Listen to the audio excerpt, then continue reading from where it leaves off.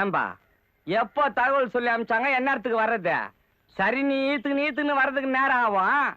சொன்ன நேரத்துக்கு நடந்திருந்தா கூட இந்நேரத்துக்கு வந்துருக்கலாம்ல. எவன் சொன்னான்? என் புள்ள வேணும் வரல. எங்க வந்தான்?